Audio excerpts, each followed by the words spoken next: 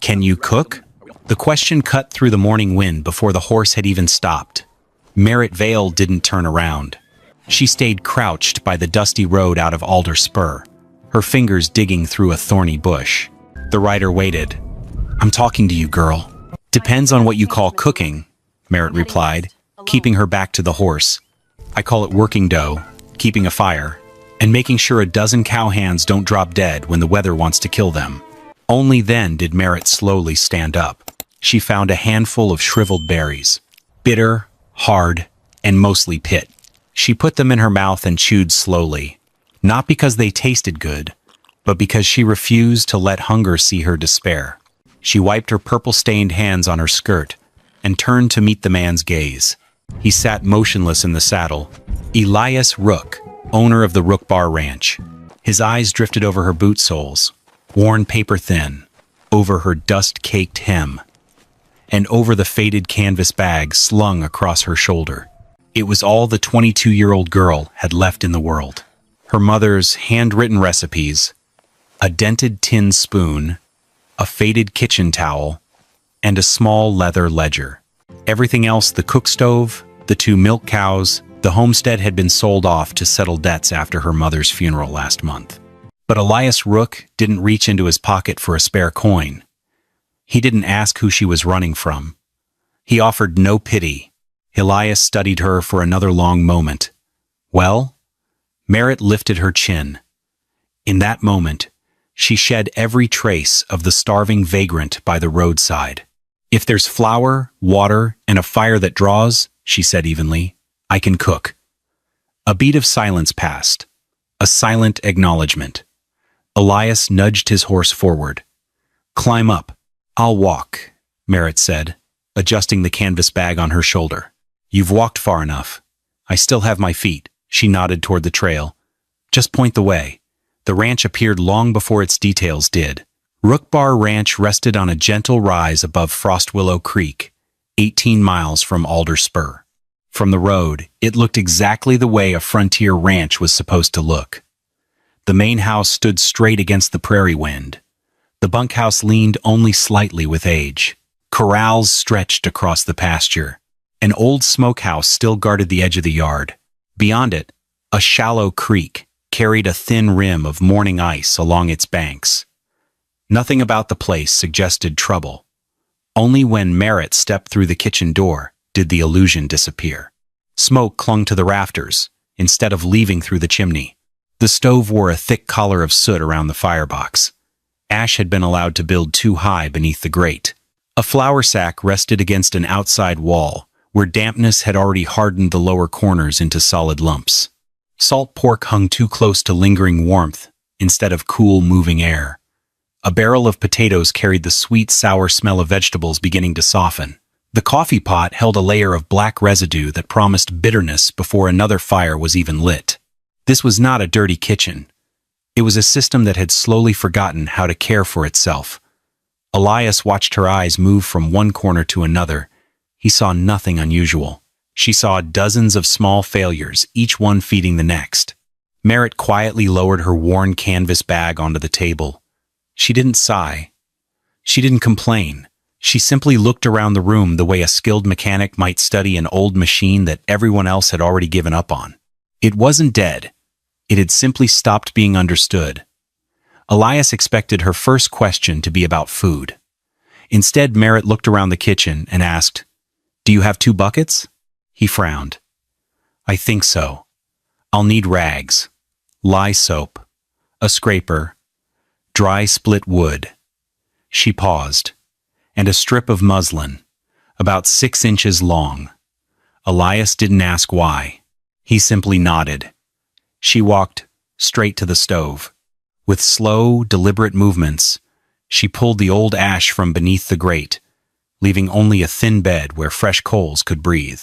She opened the damper, held the narrow strip of muslin in front of the firebox, and watched it carefully. The cloth barely stirred, then it fluttered. Then it sagged again. "The fire isn't the problem," Merritt said quietly. "The smoke doesn't know where to go." A rough laugh came from the doorway. Bram Lockett, the aging camp helper who had managed the ranch kitchen for years, leaned against the frame with his arms crossed. "Men don't need a girl measuring smoke," he said. "They need meat and black coffee." Merritt never looked at him. She kept her eyes on the strip of muslin as it trembled weakly in the uneven draft. Sometimes silence questioned old habits far better than an argument ever could. The pantry held more than Merritt had expected. 38 pounds of flour, 2 46-pound sacks of beans, a 71-pound side of salt pork, a little cornmeal, 3 soft onions, a small sack of dried apples. She started with bean broth. The smell of salt pork slowly filled the kitchen. Then came the biscuits. The first batch failed. The tops browned too quickly, but the centers stayed wet. Bram laughed loudly enough for the men outside to hear. Merritt didn't throw them away. She broke one open, studied the dough, then quietly made a note in her little ledger. Fire too hot at mouth. Dead heat at rear. She thinned the ash bed. It was light enough to break apart with bare hands. Elias took one without saying a word. He finished it. Then he quietly reached for another. For Merritt, that was all the proof she needed. By the following afternoon, all 14 ranch hands had returned for the fall gather. They expected burnt coffee, dry meat, hard bread. Instead, Merritt served beef and bean stew, skillet corn cakes, fresh coffee, and warm dried applesauce. She never hurried. She served the bowls in steady order and kept the coffee pot hot without letting it boil bitter. Before anyone noticed, she sorted every leftover into 3 buckets. Potato peelings, bread ends, sour milk. Jude Callow, the ranch's lead hand, watched without saying a word. Across the room, Harlan Pike, a 63-year-old cowhand who had survived more winters than anyone there, nodded almost to himself. "Girl ain't cooking," he murmured. "She's counting days." No one answered. The room grew strangely quiet as spoons scraped empty bowls. Later that evening, one of the ranch hands stopped outside the kitchen door, wiped the mud from his boots, and only then stepped inside. No one had told him to. The kitchen already had. The morning after the ranch hands returned, Merritt carried her little ledger into the pantry instead of the kitchen. She worked in silence. The flour sacks leaned against an outside wall where dampness had already crept into the bottom corners. The bean sacks rested directly on the floor. A barrel of potatoes sat in the coldest, wettest corner of the root cellar, while onions buried beneath the top layer had already begun to mold. She changed nothing until she had looked at everything. Then she divided the pantry into 3 simple zones.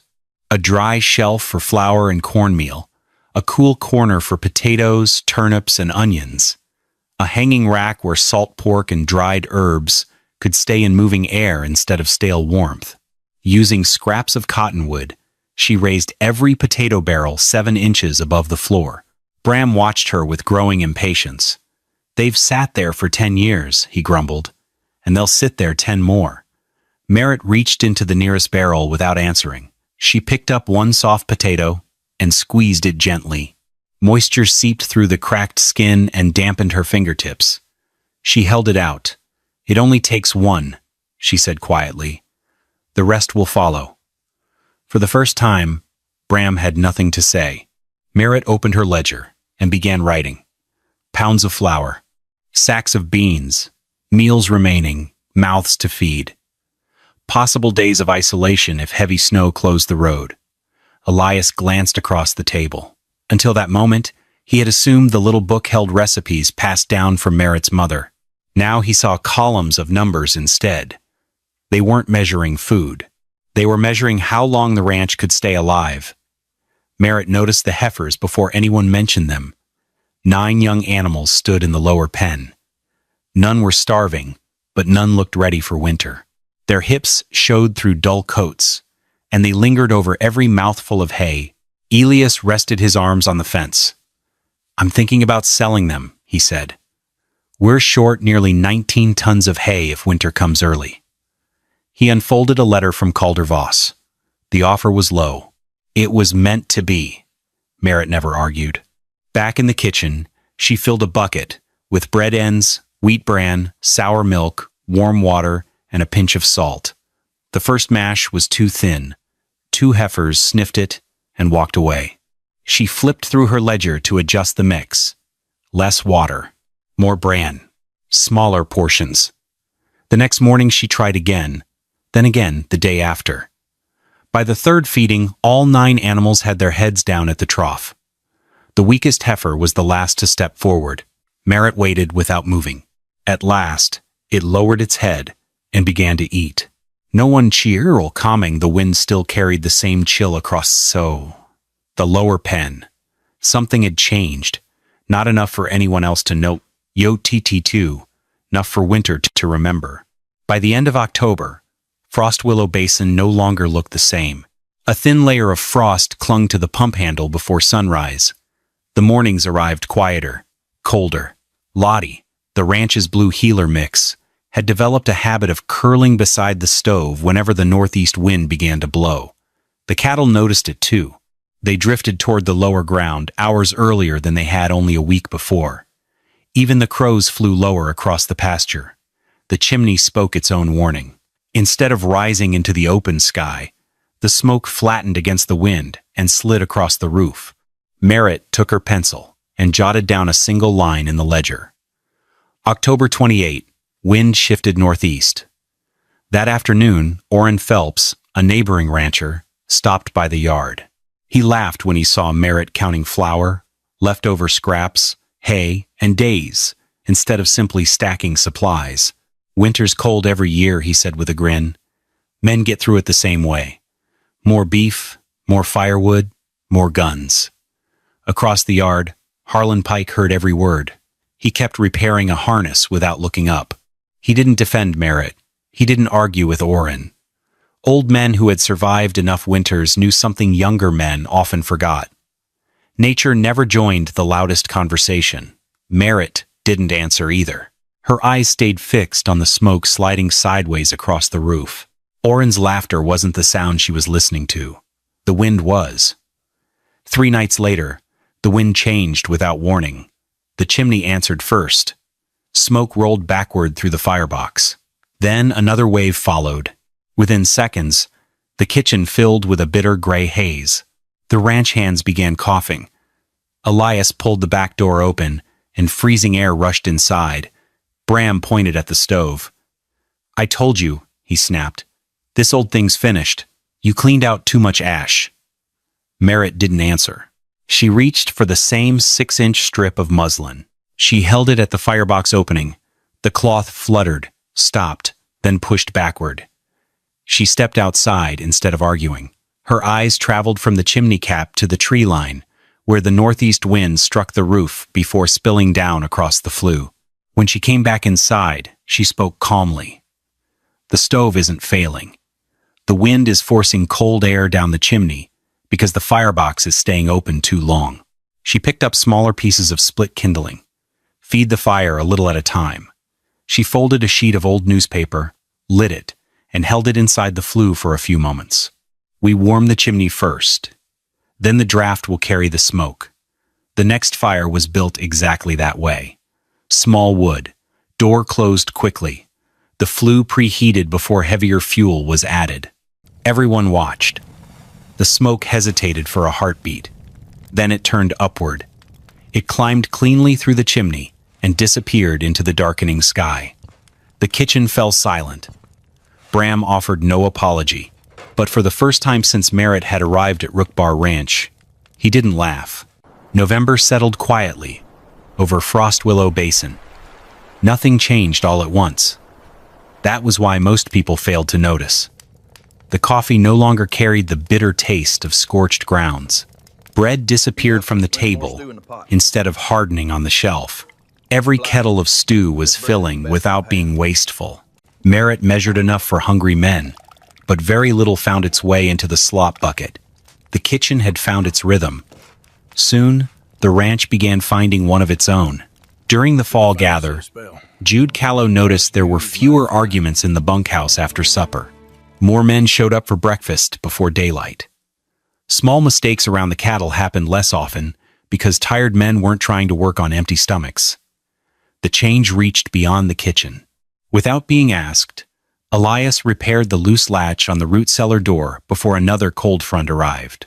A new shelf appeared along one pantry wall. Every evening, a neat stack of split kindling waited beside the stove. Each piece was no thicker than a child's wrist, exactly the size Merritt preferred. Neither of them mentioned it. When Elias returned late from checking fences one cold evening, a covered plate still waited beside the stove.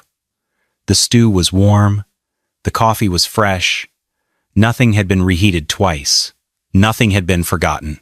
Later that night, Merritt noticed the carefully stacked kindling by the hearth. She looked toward the woodshed. Elias was already walking back toward the barn. She said nothing. The next morning, his slice of dried apple pie was just a little larger than everyone else's. No words passed between them. Trust, on the frontier, rarely arrived as a conversation. More often, it arrived as work that no longer needed to be asked for. The first week of November brought a different kind of visitor. A covered buggy rolled into the yard just after noon, its wheels carrying more polished paint than dried mud. The man who stepped down wore a dark wool coat so clean it looked untouched by ranch work. Calder Voss had come from the Helena Drover's credit office. He entered the dining room without removing his gloves. The ranch hands had only just finished their meal. Their bowls were still on the table when Calder spread a stack of papers across the scarred wood as if he were claiming it. "The spring credit balance," he said evenly, "still stands at $525. He tapped another page. "And winter cattle prices are already slipping." Elias remained standing. Calder glanced toward the lower pasture. "My recommendation is simple. Sell the 9 heifers now. The offer is fair. The debt shrinks, and you won't be feeding cattle that may not survive the snow." He folded his hands. "You're an excellent cattleman, Mr. Rook." A faint smile crossed his face. "But winter." He tapped the papers once more. "And arithmetic are different professions." From the kitchen doorway, Merritt continued kneading bread dough. Flour still covered her hands. She never looked away from the table. Every number Calder spoke found its place in her memory. Then his eyes drifted toward the kitchen for the first time. "The kitchen girl," he said casually, without meeting her eyes, "needn't concern herself with business." The room became perfectly still. A pinch of flour slipped from Merritt's fingertips onto the wooden floor. It was quiet enough for everyone to hear it land. Calder slid the agreement across the table. "Sign it today," he said. "You'll still have enough daylight to move the heifers before the next storm." Elias looked at the paper. He didn't reach for the pen. Before either man spoke again, Merritt stepped out of the kitchen. Bram frowned. Jude quietly straightened, where he stood against the wall. Calder barely glanced at her. "This is a matter of credit," he said. "Not cooking." Merritt answered by placing her small ledger beside his papers. Its worn leather cover carried flour dust instead of ink stains. She opened it. No recipes filled the pages. Only columns. Flour remaining. Beans. Salt pork. Coffee. Cornmeal. Rendered fat. Oats. Kitchen scraps saved each week. Estimated hay consumption. The projected weight of each of the 9 heifers. The number of days the ranch could remain isolated if deep snow closed the road. Calder's expression changed for the first time. Merritt rested one finger on a line of figures. If the heifers are sold now, the debt becomes smaller. She moved to another column. But the breeding herd becomes smaller too. Then another. If they survive the winter, their value next spring won't come from beef. It will come from calves. The breeding contracts alone will return more than this sale ever could. No one interrupted her. She wasn't arguing. She was accounting for a season that hadn't happened yet. Calder looked down at her ledger, then back at his own papers. For the first time, someone had answered finance with numbers instead of feelings. Elias remained silent. Then, without taking his eyes off the ledger, he reached beside the table and pulled out the empty chair next to him. He never asked Merritt to leave. He simply made room for her. Everyone in the room understood what that meant. Calder tapped his papers. "My figures are based on today's market." "So are mine," Merritt replied. They're simply measured in different units. She turned another page. The heifers have eaten steadily for 23 days. The mash has increased from half a bucket to nearly 2. The weakest 2 no longer leave the trough. Their coats are already improving. She looked toward the pantry. If waste stays this low, 15 people can eat for 11 days without outside supplies. Storm meals stretch that even farther. Calder gave a thin smile. Kitchen arithmetic. From the far end of the room, Harlan finally spoke. Quietly, clearly. That's the only kind Winter respects. Calder lowered his eyes to the flour-stained ledger, then to Merritt's flour-covered hands. For the first time since arriving at Rookbar Ranch, he could no longer pretend she wasn't part of the conversation. Calder pushed the agreement across the table one last time. If the snow closes the roads, he said evenly, and those heifers die, the credit office won't renegotiate your debt. The room fell silent. Elias looked at the unsigned paper, then at Merritt's ledger, then at Jude and Harlan. Neither man spoke. Neither needed to. Everything worth saying was already lying open on the table. The ledger did not promise success. It offered something better. A plan, one built from meals, feed, weather, and work, instead of fear. Elias slowly pushed the agreement back across the table. We keep them. He spoke so quietly that no one would have called it a speech. Yet the words settled over the room like a gate closing.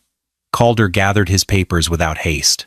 As he slipped them into his case, he looked at Elias one final time. Winter will teach you whether this was wisdom or stubbornness. Without waiting for an answer, he walked toward the waiting buggy. The sound of its wheels faded down the frozen road.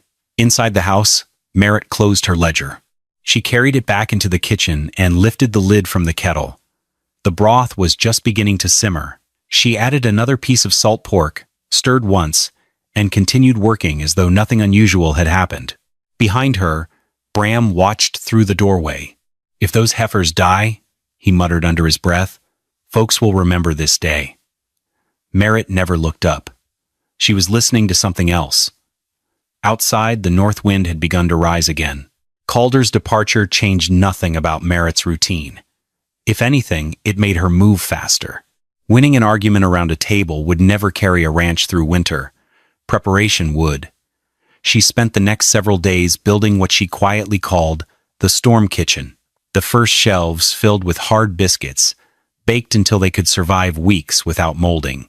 Beside them sat tallow cakes wrapped in cloth, jars of bone broth reduced until every spoonful carried more nourishment than its size suggested, and a kettle of strong coffee boiled down into a dark concentrate that could be stretched with hot water when fuel became scarce. Nothing was prepared for comfort. Everything was prepared for endurance. Near the pantry door, Merritt hung a small wooden board. Each row carried only a few words: flour, beans, salt pork, coffee, oats, rendered fat. Every evening she adjusted the figures with a piece of charcoal, not according to what had been cooked, according to what remained. Outside, she asked Jude Callow to move another stack of hay closer to the lower pen before snow buried the wagon trail. Feed sacks were lifted onto wooden runners instead of resting on frozen ground. Heavy canvas covered the stacks, but the sides remained open so air could move freely beneath them. Covered isn't enough, she explained. If air can't move, moisture stays. And moisture always wins. Jude nodded without questioning her. Even Bram had begun changing. He never admitted she was right. He simply started splitting smaller pieces of kindling every evening and stacking them beside the stove exactly the way she preferred. No one mentioned the difference. One bitter night, long after supper, Lottie suddenly sprang from her place beside the hearth and barked toward the corrals. Not once, again and again. Merritt was already reaching for her coat when Jude opened the door. The wind hit them like a wall. Their lantern found one of the smallest heifers tangled against a fence rail, too weak to free itself before the temperature dropped even further. Working together, they cut the twisted rope, steadied the frightened animal, and slowly guided it behind the haystack on the lee side of the pen, where the wind could no longer strike it head-on. The heifer trembled beneath Merritt's hand.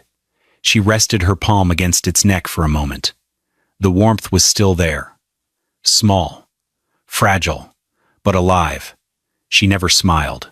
She simply stood, listening to the wind roar over the top of the haystack. Preparation was never an act of fear. On the frontier, it was the simplest form of respect a person could show to winter. The blizzard arrived during the first week of January, 1888. It didn't ask permission. It simply erased the road. For 6 straight days, snow buried every wagon track leading in or out of Frost Willow Basin. Then the wind grew stronger. White snow lifted from the ground until sky and earth became the same color.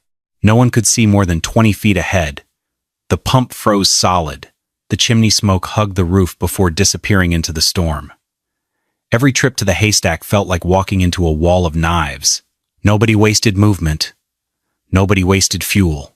Inside the house, Merritt followed the storm schedule she had built weeks earlier. Hard biscuits replaced fresh bread. Bone broth warmed stiff hands before dawn. Coffee concentrate stretched every handful of roasted beans. Nothing was guessed. Everything had already been counted. The stove never smoked back into the room. The flue was warmed first. The smaller kindling caught quickly. The draft held.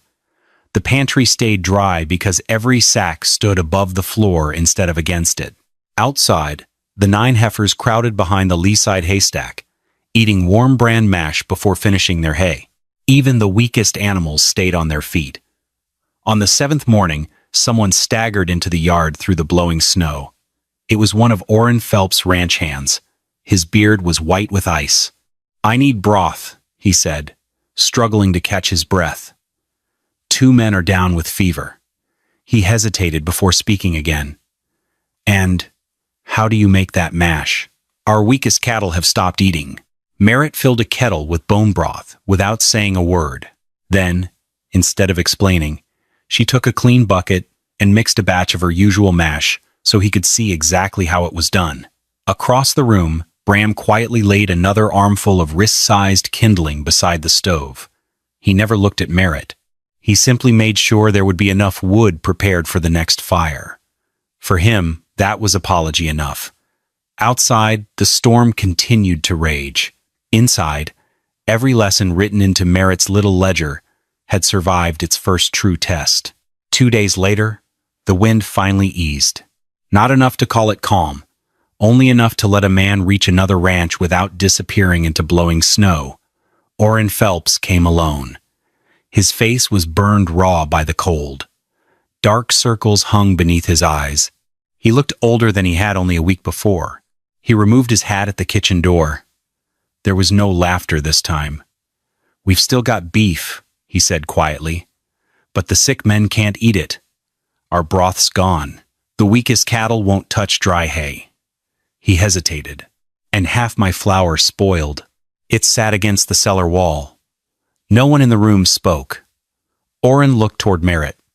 "How do you make that bean mash? And how do you keep flour dry?"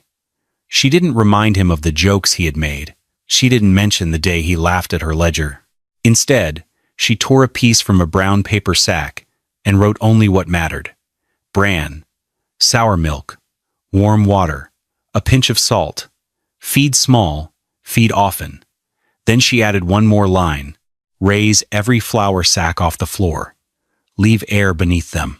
She folded the paper once and handed it to him.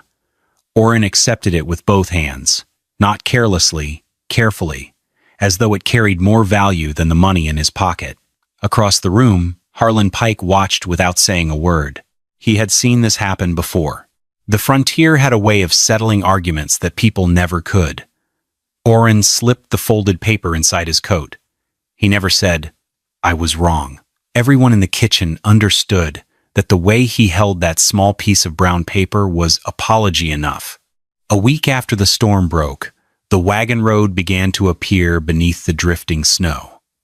That was all the invitation Calder Voss needed.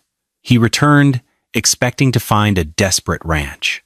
Instead, the first thing he noticed was the lower pen. The 9 heifers were still there, They weren't heavy. They weren't ready for market. But they stood squarely on their feet. Their coats carried a healthy shine instead of the dull, rough look they had worn before winter. Every head lowered toward the feed trough without hesitation. Calder said nothing.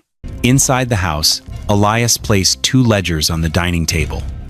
One belonged to the credit office. The other belonged to Merritt. The debt of $525 had not disappeared. Neither had Winter. But beside the columns of feed, rations, and surviving livestock rested new figures. Estimated spring breeding value, projected calf contracts, expected returns after the thaw. This time, the numbers pointed in a different direction. Jude stood quietly behind Elias. Across the room, Bram remained beside the stove, with his arms folded. He no longer looked at Merritt with doubt. He simply waited. Calder studied every page before lifting his eyes. Merritt stepped forward only once. She opened the ledger to its final column and rested one flour-dusted finger beside a single handwritten note. Still standing. No speech followed. None was necessary. Calder turned toward the window. Beyond the glass, the 9 heifers continued eating in the snow. For the first time in his career, every figure in his ledger had been defeated by something it had never learned to measure. Preparation. That night, long after the lamps had gone dark, Elias remained alone in the main house. The kitchen was clean, the pantry was dry.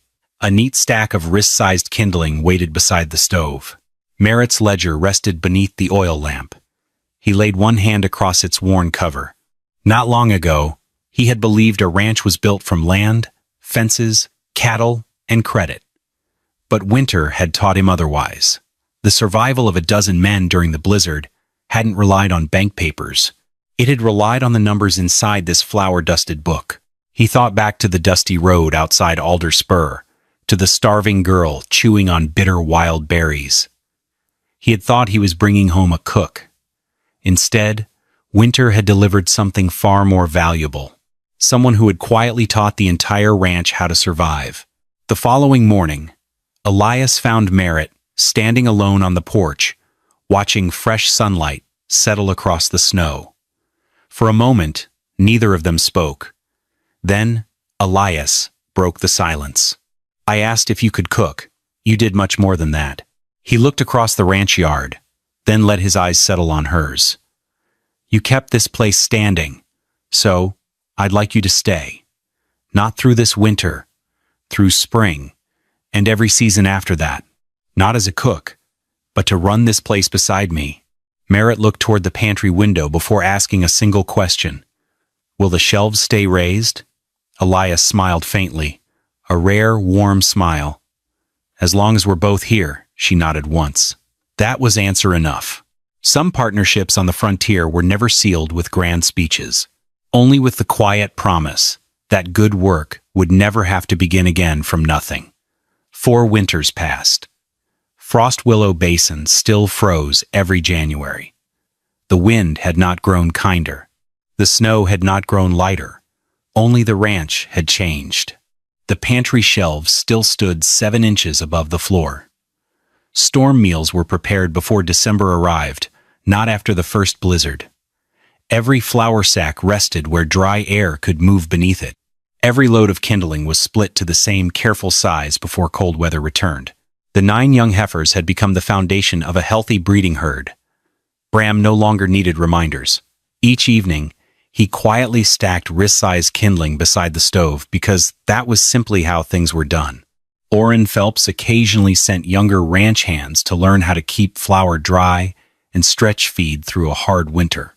Inside the kitchen, Merritt looked up from the breadboard as Lottie slept peacefully beside the stove. The door opened. Elias walked in carrying a small cloth bag. Without a word, he placed it gently on the table. Merritt untied the string. Inside lay a handful of dried wild berries. She looked at them for a long moment before the smallest smile touched her face. Once, those berries had been enough to keep hunger away for another hour. Now they were simply a quiet reminder of the day one question changed an entire ranch. Can you cook? By then, everyone at Rookbar Ranch already knew the answer. She hadn't just kept food on the table. She had taught them how to count before winter did.